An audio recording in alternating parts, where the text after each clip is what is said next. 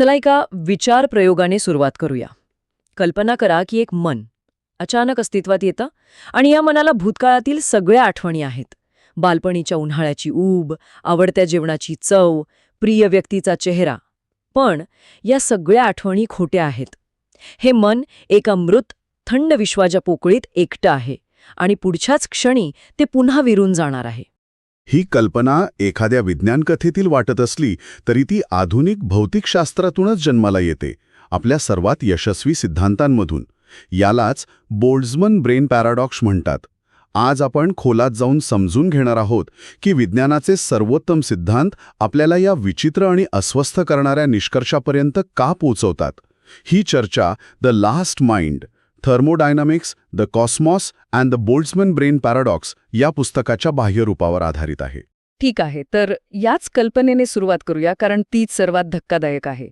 हा विरोधाभास म्हणतो की सांख्यिकीय दृष्ट्या आपलं हे 13.8 अब्ज वर्षांचं अब्जावधी आकाशगंगांनी भरलेलं विश्व निर्माण होण्याऐवजी फक्त एक चेतनायुक्त मेंदू, ज्याला खोटे आठवणी आहेत, तो अचानक अस्तित्वात येण्याची शक्यता कैक पटीने जास्त आहे. ही कल्पना तर आपल्या कारण-कार्य संबंधाच्या पायावरच घाला घालते, नाही का? अगदी बरोबर. पण इथे एक गोष्ट स्पष्ट करणं महत्वाचं आहे. हा आपल्या उत्पत्तीचा सिद्धांत म्हणून कोणीही मांडत नाहीये. हा एक रिडक्टिव्ह ॲड ॲब्सर्डम आहे. अच्छा. म्हणजे एखाद्या तर्काचा असा निष्कर्ष जो इतका विचित्र आहे की तो मूळ गृहीतकच चुकीचं असल्याचं सिद्ध करतो. भौतिकशास्त्रज्ञ ब्रायन ग्रीन यांच्या शब्दात सांगायचं तर, मला खात्री आहे की मी बोल्ट्झमन ब्रेन नाही, तथापि आपल्या सिद्धांतांनी देखील हेच मान्य करावं अशी आपली इच्छा आहे. पण आतापर्यंत ते सिद्ध करणं आश्चर्यकारकपणे कठीण ठरलं आहे. हे समजण्यासाठी इकॉनॉमी ऑफ मिरॅकल्स ही संकल्पना मदत करू शकते, बरोबर? समजा आपल्याकडे स्क्रॅबलच्या अक्षरांनी भरलेला एक बॉक्स आहे. आपण तो जोरात हलवला तर कॅट हा 3 अक्षरी शब्द तयार होण्याची शक्यता जास्त आहे की शेक्सपियरची पूर्ण कविता तयार होण्याची? अर्थातच कॅट हा शब्द, कारण कमी सुव्यवस्थित किंवा सोपी रचना तयार होणं हे जास्त गुंतागुंतीच्या रचनेपेक्षा नेहमीच जास्त संभाव्य असतं. आणि विश्व हे त्या स्क्रॅबल बॉक्ससारखंच आहे. एक छोटा, तात्पुरता, व्यवस्थित मेंदू तयार करणं हा कॅट शब्द बनवण्यासारखा आहे. पण आपलं संपूर्ण विश्व, त्याच्या अब्जावधी आकाशगंगा, तारे, ग्रह, भौतिकशास्त्राचे नियम, हे सगळं म्हणजे शेक्सपियरचं संपूर्ण नाटक तयार करण्यासारखं आहे. संभाव्यता नेहमी सोप्या मार्गाने जाते. 1 मिनिट, पण या 2 शक्यतांमध्ये फरक म्हणजे किती आहे? आकडेवारी काय सांगते? हे आकडेच या समस्येचं गांभीर्य दाखवतात. महान भौतिकशास्त्रज्ञ रॉजर पेनरोज यांनी गणना केली की आपल्या विश्वाच्या सुरुवातीच्या त्या अत्यंत सुव्यवस्थित म्हणजे कमी एन्ट्रॉपी स्थितीची शक्यता. अच्छा, त्यांनी गणना केलीये. हो, आणि त्यांच्या गणनेनुसार ही शक्यता आहे 10⁻10⁻123 पैकी फक्त 1. थांबा, 10⁻10⁻123 हो, ही हो. संख्या तर म्हणजे आपण कागदावर लिहू सुद्धा शकत नाही. हे अविश्वसनीय आहे. बरोबर. ही एक दुहेरी घातांक संख्या आहे. आता याची तुलना एका बोल्ट्झमन ब्रेनच्या निर्मितीच्या शक्यतेशी करूया. ती आहे केवळ 10⁻10⁻69 पैकी 1. आता या दोन्ही संख्या अकल्पनीय असल्या तरी त्यांच्यातला फरक त्याहूनही मोठा आहे. याचा सरळ अर्थ असा होतो की विश्वाच्या नियमानुसार आपलं संपूर्ण अस्तित्व हे एक सांख्यिकीय दृष्ट्या अवास्तव आहे. एक क्षणभंगूर विचार तयार करणं हे 13.8 अब्ज वर्षांचा वास्तव तयार करण्यापेक्षा खूपच स्वस्त आहे. या विरोधाभासाचं मूळ शोधण्यासाठी आपल्याला 19व्या शतकात व्हिएन्नामध्ये जावं लागेल, लुडविग बोल्ट्झमन यांच्याकडे. ते त्यांच्या काळापेक्षा खूप पुढे असलेले शास्त्रज्ञ होते. त्यांनी अणूंच्या अस्तित्वासाठी मोठा लढा दिला. त्यांच्या कबरीवर एक प्रसिद्ध समीकरण कोरलेलं आहे, S = K log W. हे समीकरण या सर्व चर्चेच्या केंद्रस्थानी आहे. हे समजून घेण्यासाठी आपल्याला थर्मोडायनामिक्सचे 2 नियम पाहावे लागतील. पहिला नियम सोपा आहे, ऊर्जा संवर्धन. पण दुसरा नियम क्रांतिकारक आहे. तो वेळेच्या बाणाची दिशा ठरवतो. म्हणजे गरम कॉफी नेहमी थंड होते किंवा अंड फुटतं पण पुन्हा जुळत नाही. अगदी. न्यूटनचे नियम वेळेनुसार संमित आहेत. म्हणजे एखादा व्हिडिओ उलटा चालवला तरी तो भौतिकशास्त्राच्या नियमांचं उल्लंघन करत नाही. पण थर्मोडायनामिक्सचा दुसरा नियम वेळेला एक अपरिवर्तनीय दिशा देतो. आणि या दुसऱ्या नियमाच्या केंद्रस्थानी आहे एन्ट्रॉपी. सोप्या भाषेत एन्ट्रोपी म्हणजे एखाद्या प्रणालीतील अव्यवस्थेचं मोजमाप. बोल्झमन यांची महानता ही होती की त्यांनी हे सांख्यिकीयदृष्ट्या सिद्ध केलं. कोणतीही बंदिस्त प्रणाली जास्त एन्ट्रोपीकडे म्हणजेच जास्त अव्यवस्थेकडे जाते, कारण व्यवस्थित रचनेपेक्षा अव्यवस्थित रचनांची संख्या खूप जास्त असते. बरोबर. जसं एका बॉक्सच्या कोपऱ्यात ठेवलेला गॅस काही क्षणात संपूर्ण बॉक्समध्ये पसरतो, कारण गॅसच्या अणूंना पूर्ण बॉक्समध्ये अव्यवस्थितपणे राहण्यासाठी अब्जावधी अधिक जागा आणि मार्ग उपलब्ध असतात, त्या कोपऱ्यात सुव्यवस्थित राहण्याच्या तुलनेत. आणि गंमत म्हणजे बोल्झमन यांनी त्यांच्या सिद्धांताचा बचाव करतानाच नकळतपणे या विरोधाभासाचं बीज पेरलं, नाही का? हो, बरोबर. त्यांच्यावर टीका झाली की जर अणूंचे नियम वेळेनुसार सममित असतील तर एन्ट्रॉपी नेहमी वाढतेच का, ती कधीतरी कमी का होत नाही? यावर बोल्झमन यांनी एक धाडसी कल्पना मांडली. त्यांनी सुचवलं की की कदाचित संपूर्ण विश्व हे हीट डेथ म्हणजे औष्णिक समतोल या कमाल एन्ट्रॉपीच्या अवस्थेत आहे, आणि या अवस्थेत क्वचित होणाऱ्या सांख्यिकीय बदलांमुळे सुव्यवस्थेचे छोटे भाग तयार होतात. आपण अशाच एका भागात राहतो. आणि हाच युक्तिवाद पुढे त्यांच्या विरोधात वापरला गेला. जर बदलांमुळे फक्त आपलं सौरमंडळ तयार होऊ शकतं, तर त्यापेक्षाही लहान बदल, जसं की फक्त एक मेंदू तयार होण्याची शक्यता तर खूपच जास्त असेल. अगदी. यानुसार अब्जावधी खरोर वर्षानंतर सर्व तारे विझून जातील, कृष्णविवरसुद्धा बाष्पीभवन होऊन नाहीसी होतील, आणि विश्व एक थंड, गडद आणि एकसमान सूप बनेल. सर्व काही कमाल एन्ट्रॉपीच्या स्थितीत पोचेल. पण ही हीट डेथ अवस्था पूर्णपणे मृत किंवा स्थिर नाही. सूक्ष्म स्तरावर कण अजूनही गतिमान असतील. ही अनंत काळासाठी टिकणारी उच्च एन्ट्रॉपी अवस्था संभाव्यतेच्या नियमांना खेळण्यासाठी एक योग्य मंच बनते. इथेच औष्णिक बदल महत्त्वाचे ठरतात. लहान बदल सामान्य असतील, पण मोठे बदल अत्यंत दुर्मिळ. पण दुर्मिळ म्हणजे अशक्य नाही. आणि जेव्हा तुमच्याकडे अनंत काळ असतो, तेव्हा कोणतीही अशक्य वाटणारी घटना घडणं अटळ असतं. आणि इथेच ही गोष्ट 19व्या शतकातून थेट आधुनिक काळात येते. 1998 मध्ये शास्त्रज्ञांना एक धक्कादायक शोध लागला. विश्वाचा विस्तार गुरुत्वाकर्षणामुळे कमी होण्याऐवजी तो वेग घेत आहे. यामागे डार्क एनर्जी किंवा कॉस्मॉलॉजिकल कॉन्स्टंट नावाची एक अज्ञात ऊर्जा आहे, जी पोकळीतच भरलेली आहे. या शोधामुळे विश्वाच्या भविष्याचं चित्र पूर्णपणे बदललं. बिग चिल ऐवजी आपलं विश्व डी-सिटर स्पेस नावाच्या अवस्थेकडे जात आहे. ही अवस्था म्हणजे फक्त व्हॅक्यूम एनर्जीने भरलेलं, सतत घातांकी पद्धतीने प्रसरण पावत असलेलं विश्व. थांबा, म्हणजे तुम्ही म्हणताय की विश्वाचा अंत पूर्णपणे थंड आणि गडद होण्याऐवजी ते एका अशा अवस्थेत जाईल जिथे तापमान 0 नसेल पण स्थिर राहील आणि ते कायमस्वरूपी टिकेल. हे तर बोल्ट्झमनच्या मूळ कल्पनेसाठी एक आदर्श परिस्थिती झाली. अगदी बरोबर. डी-सिटर स्पेसचं एक स्थिर, शून्य नसलेलं तापमान असतं, ज्याला गिबन्स-हॉकिंग तापमान म्हणतात. त्यामुळे हे विश्व बोल्ट्झमन ब्रेनसाठी एक परिपूर्ण इन्क्युबेटर बनतं. हा तोच अनंत काळाचा बॉक्स आहे ज्यात सतत औष्णिक बदल होत राहतील, ज्याची कल्पना बोल्ट्झमन यांनी केली होती. आणि यासोबतच इटर्नल इन्फ्लेशन आणि मल्टिवर्सची कल्पना जोडली जाते. मल्टिवर्स म्हणजे अनेक विश्व? हो. या सिद्धांतानुसार महास्फोटानंतर विश्वाचा विस्तार काही ठिकाणी थांबला आणि आपल्यासारखी विश्व तयार झाली, पण इतर ठिकाणी तो अविरत चालूच राहिला, ज्यामुळे अनंत पॉकेट युनिवर्स तयार झाले आणि अजूनही होत आहेत. हे सगळं खूपच सैद्धांतिक वाटतंय.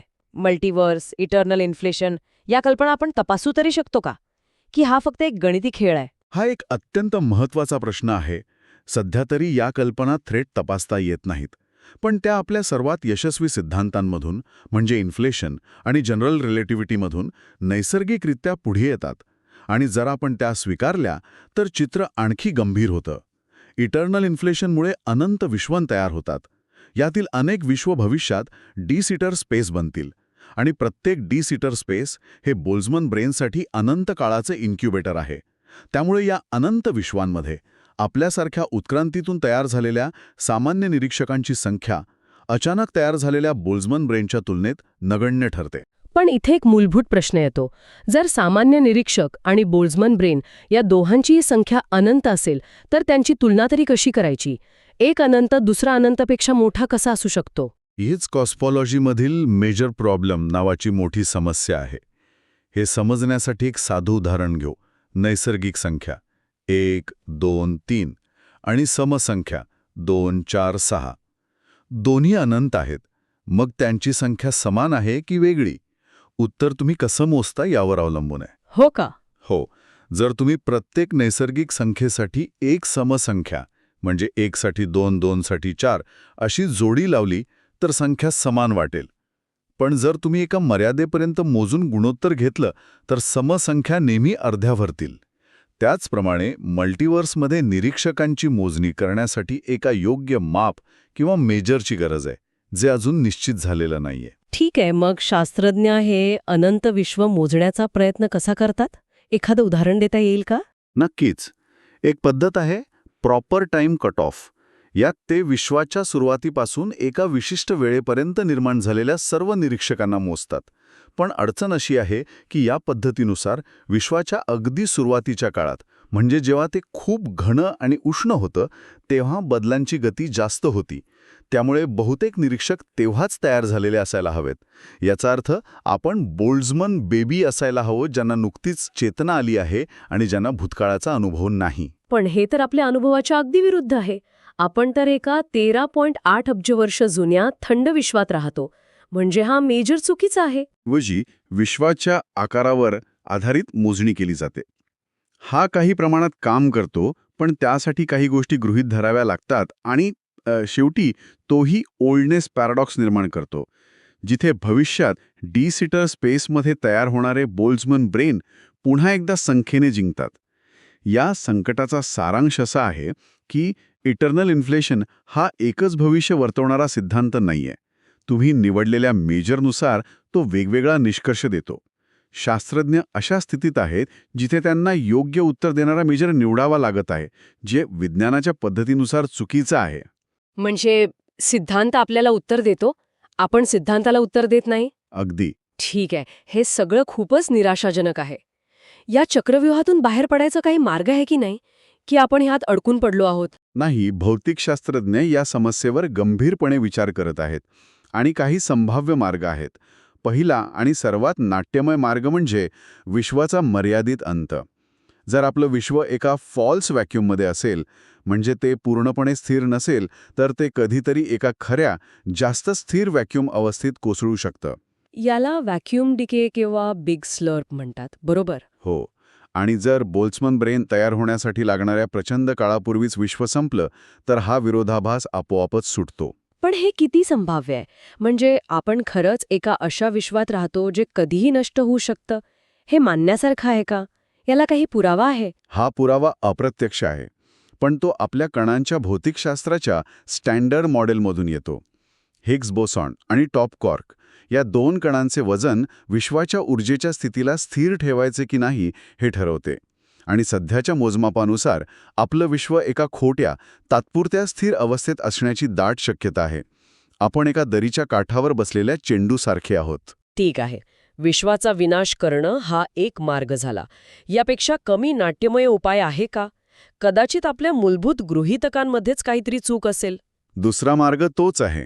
तो क्वांटम व्हॅक्यूमच्या व्याख्येलाच आवाहन देतो. भौतिकशास्त्रज्ञ सीन कॅरोल यांच्या मते व्हॅक्यूममध्ये क्वांटम फ्लक्च्युएशन्स होतात आणि कण येता जातात. ही एक दिशाभूल करणारी कल्पना आहे.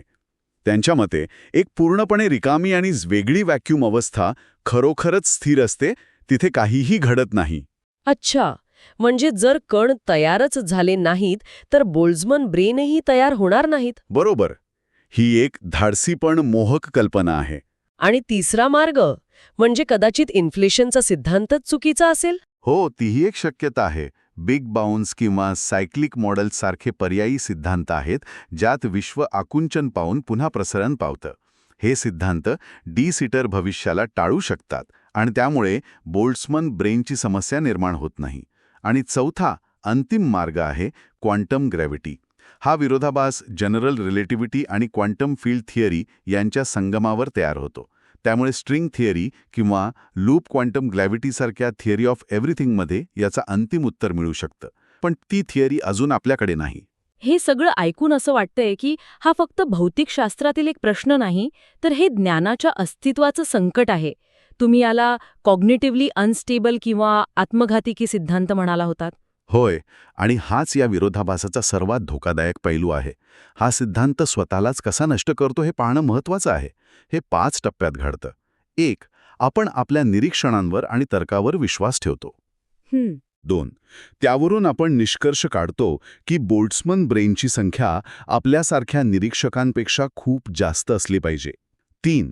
याचा अर्थ आपण स्वतः बोल्ट्झमन ब्रेन असण्याची शक्यता जवळपास 100% आहे. बापरे. 4. पण जर आपण बोल्ट्झमन ब्रेन असू तर आपली निरीक्षणं, आठवणी आणि तर्क हे सर्व विश्वासार्ह नाहीत. ते केवळ एका क्षणाचे यादृच्छिक भास आहेत. आणि 5. त्यामुळे मूळ सिद्धांतावर विश्वास ठेवण्याचं कोणतंही कारण उरत नाही, कारण तो ज्या तर्कावर आधारित होता तोच तर्क आता अविश्वसनीय ठरला आहे. जो सिद्धांत स्वतःच्याच पायावर घाव घालतो तो स्वीकारता येत नाही. अगदी. याची तुलना अनेकदा ब्रेन इन अ वॅट किंवा सिम्युलेशन हायपोथिसिस यांसारख्या इतर संशयवादी कल्पनांशी केली जाते, पण यात काही फरक आहे का? खूप मोठा फरक आहे. ब्रेन इन अ वॅट किंवा डेकार्टचा सैतान या कल्पना आपल्या संवेदनांवर शंका घेतात, पण आपल्या तर्कशक्तीवर नाही. त्या कल्पनांमध्ये एक तर्कसंगत जग अस्तित्वात असतं, फक्त आपल्याला ते थेट पाहता येत नाही. आणि सिम्युलेशनमध्ये सुद्धा एक सुव्यवस्थित बेस रियालिटी असते. बरोबर, जिथे नियम पाळले जातात. पण बोल्ट्झमन ब्रेन ही सर्वात मूलगामी आणि विध्वंसक कल्पना आहे. ती आपल्या तर्क करण्याच्या क्षमतेवरच प्रश्नचिन्ह निर्माण करते आणि म्हणते की गोंधळ हीच मूळ अवस्था आहे, सुव्यवस्था नाही. आणि याचा सर्वात विनाशकारी परिणाम म्हणजे अनुमानात्मक तर्काचा अंत. म्हणजे भूतकाळातील अनुभवांवरून भविष्याबद्दल अंदाज लावण्याची आपली क्षमताच नष्ट होते. आपण मानतो की सूर्य उद्या उगवेल कारण तो आजपर्यंत रोज उगवला आहे. अगदी बरोबर. पण जर तुम्ही बोल्ट्झमन ब्रेन असाल तर तुमचा भूतकाळ खोटा आहे.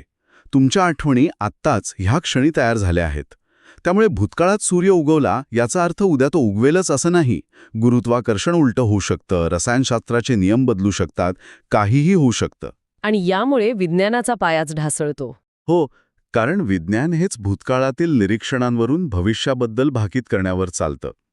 जर आपण आपल्या आठवणींवर आणि निरीक्षणांवर विश्वास ठेवू शकत नाही तर आपण कोणतेही ज्ञान मिळवू शकत नाही. तर थर्मोडायनामिक्सच्या अभ्यासातून सुरू झालेला हा प्रवास आपल्याला एका अशा निष्कर्षापर्यंत घेऊन जातो जो विज्ञानाच्या आणि ज्ञानाच्या स्वतःच्याच अस्तित्वाला नाकारतो.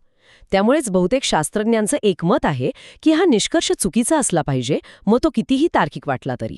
हो, आणि म्हणूनच या विरोधाभासाचे खरे मूल्य त्याच्या निष्कर्षात नाही तर त्यातील त्रुटी शोधण्याच्या प्रक्रियेत आहे. तो एका मार्गदर्शक ताऱ्यासारखा काम करतो, जो भौतिकशास्त्रातील आपल्या अज्ञानाचे सर्वात मोठे पैलू उघड करतो. तो आपल्याला मूलभूत प्रश्न विचारायला लावतो. वेळेचं खरं स्वरूप काय आहे? क्वांटम व्हॅक्यूम खरंच रिकामा आहे का? अनंत विश्वाची संकल्पना अर्थपूर्ण आहे का? आणि सर्वात महत्त्वाचं म्हणजे निरीक्षक म्हणून विश्वातील आपलं स्थान काय आहे? याचाच अर्थ हा विरोधाभास केवळ एकाकी मनाबद्दल नाही. आपण ते एकटे मन नाही हे सिद्ध करण्याचा प्रयत्नच भौतिकशास्त्रातील पुढील मोठ्या क्रांतीला चालना देत आहे. हे आपल्याला विचारायला भाग पाडते, विश्व, निरीक्षक आणि ज्ञान मिळवण्याची प्रक्रिया यांच्यात नेमकं नातं काय आहे? कदाचित या प्रश्नाचं उत्तर शोधतानाच आपल्याला विश्वाचे एक नवीन, अधिक सखोल चित्र दिसेल.